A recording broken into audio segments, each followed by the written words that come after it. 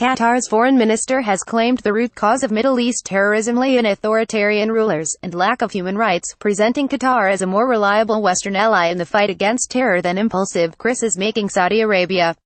Speaking in front of British ministers at a Qatar-sponsored anti-terror conference in London, Mohammed bin Abdulrahman Al Thani stressed his country's commitment to use political and economic policies, as well as security measures to attack extremism's breeding ground of injustice and authoritarianism.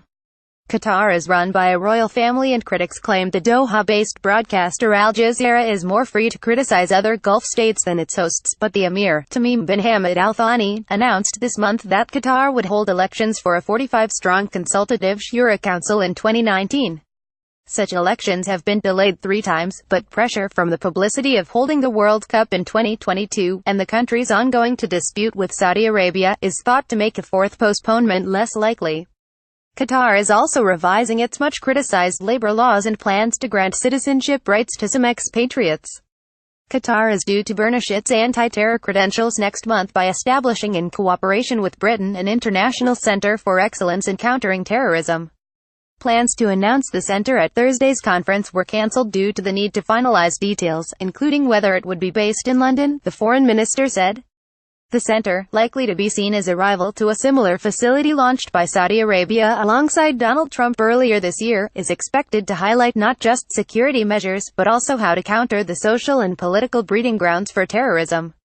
Thani, the foreign minister, accused the Saudi leadership of fracturing the region, adding a pattern is emerging when they create a new crisis to cover up previous crises.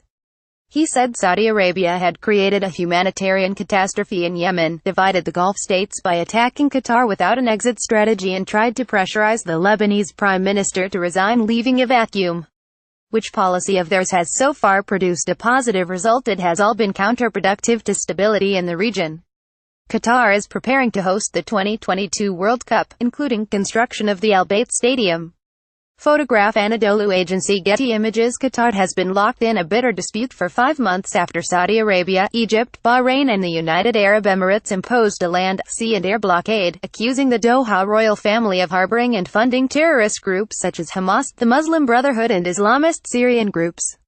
Thani said the accusation was a pretext designed to appeal to the West to mount an attack on Qatar's sovereignty and political outlook.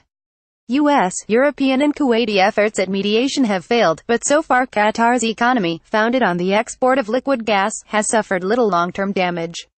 Qatar's foreign minister, on a tour of Western capitals, clearly regards Saudi Arabia's recent foreign policy adventures as a boon in his efforts to persuade Western governments it is the more reliable counter-terror partner. With the French President, Emmanuel Macron, due in Doha before the end of the year, Thani urged the Saudi crown prince not to provoke a war with Iran, saying we cannot afford to open up another crisis. Calling for an end to the instability in the Middle East, he said populations fall prey to extremist groups if rulers seek power, practice bad governance and strip populations of their human rights and dignity. Recent examples of the catastrophes created by evil ideologies can be found across my region. Children who have lived through the mass atrocities of the Syrian regime, ISIS in Iraq and Syria, or the war in Yemen are now young adults with little hope for a better future.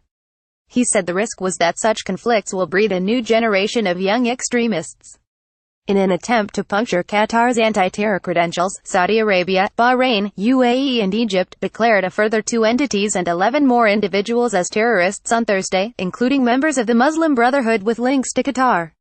The quartet added the Qatar-based International Union of Muslim Scholars IUMS to their list of organizations and individuals who disseminate or support terrorism, saying the groups were working to promote terrorism through the exploitation of Islamic discourse.